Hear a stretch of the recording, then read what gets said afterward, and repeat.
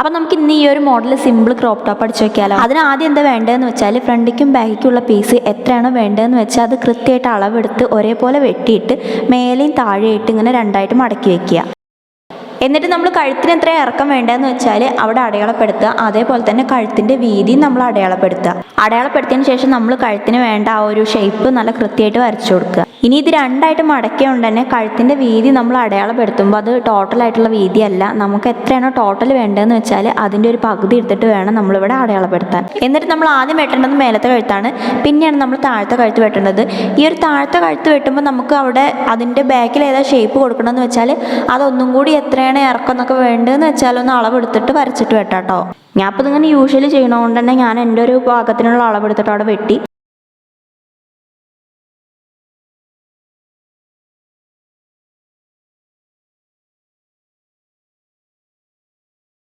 പിന്നെ നമ്മൾ ഷോൾഡറിൻ്റെ ഒരു വീതി എടുക്കുക. ഷോൾഡറിൻ്റെ വീതി എന്ന് പറയുമ്പോൾ ടോട്ടലായിട്ട് ഷോൾഡറിന് വരുന്ന വീതിയല്ല, നമ്മൾ അതിൽ കഴുത്തിന് എത്രയാണോ പോയതെന്ന് വെച്ചാൽ അത്രയും മൈനസ് ചെയ്തിട്ട് വേണം കേട്ടോ ഈ ഒരു ഷോൾഡറിൻ്റെ വീതി എടുക്കാൻ വേണ്ടിയിട്ട്. അതിനുശേഷം നമ്മൾ ആ ഒരു ഷോൾഡറിനെ അടയാളപ്പെടുത്തി അവിടുന്ന് താഴത്തേക്ക് നമ്മൾ കൈക്കുഴിക്കുള്ള ഇറക്കെടുക്കുക. അവിടെ നമ്മൾ കൈക്കുഴി വരച്ചു കൊടുക്കുക. എന്നിട്ട് അത് കഴുത്ത് വെട്ടിയ പോലെ 2 പ്രാവശ്യമല്ല ഒറ്റ തവണ തന്നെ ബാക്കത്തെയും മുന്നത്തെയും കൈക്കുഴി ഒരുമിച്ച് വെട്ടുക. ഇനി ഈ ഒരു കൈക്കുഴി പലരും പല ടൈപ്പിലെ വെട്ടല്. ഞാൻ എങ്ങനെ വെട്ടലെന്ന് വെച്ചാൽ ജസ്റ്റ് ഫസ്റ്റ് ഒരു അളവ് എടുത്തിട്ട് വെട്ടിയിട്ട് പിന്നെ അടിച്ചതിന് ശേഷം കൈ വെക്കുന്നതിന് മുന്നേ ഒന്നും കൂടി ഇറക്കി വെട്ടി കൊടുക്കലാണേ. ഇത് കഴിഞ്ഞതിന് ശേഷം പിന്നെ അളവുകളൊക്കെ ഒന്ന് ചെക്ക് ചെയ്ത് നോക്കുക. പിന്നെ ലാസ്റ്റ് വേണമെന്നുണ്ടെങ്കിൽ ആ ഒരു താഴെ ഭാഗത്തൊന്ന് ചെരിച്ച് വെട്ടി കൊടുക്കുക. അതിപ്പോൾ ഞാൻ കൃത്യം അളവിന് തുണി എടുത്തത് കൊണ്ട് തന്നെ നന്നായിട്ട് ചെരിച്ച് വെട്ടി കൊടുക്കാനൊന്നും തുണിയില്ല. അപ്പം അങ്ങനെ അളവെടുക്കുമ്പോൾ ഓവർ തുണി ഉണ്ടെന്നുണ്ടെങ്കിൽ അതിവിടെ വെട്ടി കൊടുക്കാം കേട്ടോ. ഇനി ഇത് വെട്ടിയതിന് ശേഷം നമ്മൾ ഈ ഒരു ഡ്രസ്സിൻ്റെ ഫ്രണ്ട് പാർട്ടിൽ സെൻറ്ററിലായിട്ട് കഴുത്തിൻ്റെ സെൻറ്ററിലായിട്ട് വെക്കാൻ വേണ്ടിയിട്ട് ഇതേപോലെ ഒരു 2-2.5 ഇഞ്ച് വീതിയിൽ ഒരു പീസ് സെയിം തുണീൻ്റെ പീസ് വെട്ടിയെടുക്കുക. അതേപോലെ തന്നെ ഇതിൻ്റെ ഇറക്കം സെയിം ഈ ഒരു ടോപ്പിൻ്റെ ഇറക്കത്തിനേക്കാളും കുറച്ചും കൂടി കൂടുതൽ എടുത്തുകൊണ്ട് മടക്കി അടിക്കാനൊക്കെ വേണ്ടി വരും. അങ്ങനെ ഒരു പീസ് വെട്ടിയെടുക്കുക. എന്നിട്ട് ഈ ഒരു പീസിൻ്റെ 2 സൈഡ് നമ്മൾ മടക്കി അടിക്കുക. മടക്കി അടിച്ചതിന് ശേഷം നമ്മൾ ഈ ഒരു പീസിൻ്റെ മേലെ ഭാഗം ആദ്യം കഴുത്തിൻ്റെ ആ ഒരു ഭാഗമായിട്ട് ജസ്റ്റ് ഒന്ന് കൂട്ടി വെച്ച് കൊടുക്കുക. എന്നിട്ട് നമ്മൾ ഈ ഒരു പീസ് ഫ്രണ്ടിലാണെങ്കിലും ബാക്കിലാണെങ്കിലും നമ്മൾ കഴുത്ത് വെച്ചിട്ട് അടിക്കുമല്ലോ, കഴുത്ത് തിരിച്ചടിക്കണം. ആ ഒരു പീസ് വെച്ചിട്ട് സാധാ പോലെ കഴുത്ത് തിരിച്ചടിക്കുക.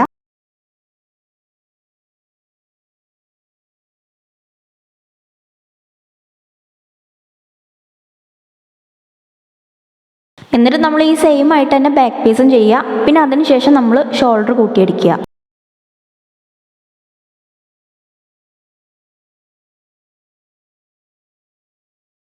അത് കഴിഞ്ഞ് പിന്നെ നമ്മൾ ഈ ഒരു ടോപ്പിൻ്റെ ഫ്രണ്ടിലേക്ക് വരാനുള്ള ആ വള്ളി അടിച്ചെടുക്കുക. എന്നിട്ട് നമ്മൾ ഈ ഒരു വള്ളീൻ്റെ സെൻറ്റർ എടുത്തിട്ട് ഈ കഴുത്തിൻ്റെ ആ മേലെ ഭാഗത്ത് വെച്ച പീസിൻ്റെ അവിടെ ഏറ്റവും മേലെ വെച്ചിട്ട് ജസ്റ്റ് അവിടെ ആ ഒരു സെൻറ്ററും ആ കഴുത്തും നമ്മളൊന്ന് കൂട്ടിയടിച്ച് കൊടുക്കുക. എന്നിട്ട് പിന്നെ നമ്മൾ ആ വെച്ച പീസിൻ്റെ സെൻറ്റർ കൂടെ താഴെ വരെ ഒരു അടി കൊടുക്കണം. ആ ഒരു അടി കൊടുത്ത് കഴിയുമ്പോൾ എന്താണെന്ന് വെച്ചാൽ ഇത് 2 സൈഡ് 2 ഹോളുള്ള പോലെയാവും. എന്നിട്ട് പിന്നെ നമ്മൾ ആ ഒരു ഹോളിൻ്റെ ഉള്ളിലേക്ക് 2 വള്ളികളും സൈഡിലുള്ള വള്ളികൾ കയറ്റിയിട്ട് ആ വക്കത്ത് കൂടെ അടിച്ചു കൊടുക്കുക.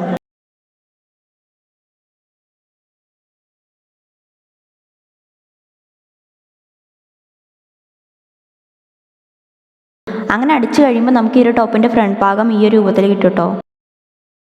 അതിനുശേഷം നമ്മൾ ഈ ഒരു ടോപ്പിൻ്റെ താഴെ കൊടുക്കാനുള്ള ഞൊറിവിന് വേണ്ടിയിട്ടുള്ള തുണി രണ്ട് ഭാഗത്തേക്കുള്ള തുണി സെയിം അളവിൽ വെട്ടിയെടുക്കുക. എന്നിട്ട് അത് മടക്കി അടിച്ചിട്ട് അതിന് ഞൊറിവിട്ട് കൊടുക്കുക. ഈ ഒരു ഞൊറിവിട്ടതിന് ശേഷം നമ്മൾ ഈ ഒരു ഞൊറിവ് ആ ഒരു ഫ്രണ്ട് ഭാഗമായിട്ട് കൂട്ടി കൊടുക്കുക. അങ്ങനെ കൂട്ടി കൊടുക്കുമ്പോൾ നമ്മൾ ആ ഒരു വള്ളി വരാനുള്ള ആ ഒരു ഓപ്പണിങ്ങിൻ്റെ ഭാഗം ജസ്റ്റ് ഒന്ന് പൊക്കിയിട്ട് വേണ്ടിട്ട് അടിക്കാൻ. ആ ഒരു ഓപ്പണിങ് പോവാതെ നോക്കിയിട്ട് ആ ഒരു ഫ്രണ്ട് ഭാഗത്ത് ഈ ഒരു ഞൊറിവ് വെച്ച് കൊടുക്കുക. ബാക്ക് സൈഡും സെയിം ആയിട്ട് ഞൊറിവ് വെച്ച് കൊടുക്കുക. എന്നിട്ട് നമ്മൾ ചെയ്യേണ്ട കൈയാണ്. കൈ ഞാൻ മേലെ ഭാഗത്ത് പഫ് വരാതെ താഴെ മാത്രം ജസ്റ്റ് കുറച്ച് വീതിയിൽ വെട്ടിയിട്ട് പഫ് വരുന്ന രീതിയിലാണ് ചെയ്തത്. പക്ഷേ ഇതിൻ്റെ ഒരു ലാസ്റ്റ് ഭാഗം ചെയ്തപ്പോഴത്തേക്ക് കുറച്ച് നേരം വൈകിയോണ്ട് അമ്മയാണ് കേട്ടോ അതിൻ്റെ കൈ അടിച്ചിട്ട് വെച്ചതൊക്കെ. അപ്പോൾ അതിൻ്റെ ഒരു വീഡിയോ എനിക്ക് ക്ലിയർ ആയിട്ട് കിട്ടിയിട്ടില്ല. പക്ഷേ ഇത് സംഭവം താഴെ മേലെ ഞൊറിവ് വരാതെ താഴെ മാത്രം ഞൊറിവ് വരുന്ന രീതിയിൽ മേലെ സാധാ കൈ വെട്ടുന്ന രീതിയിലാണ് കേട്ടോ ഞാൻ വെട്ടിയത്.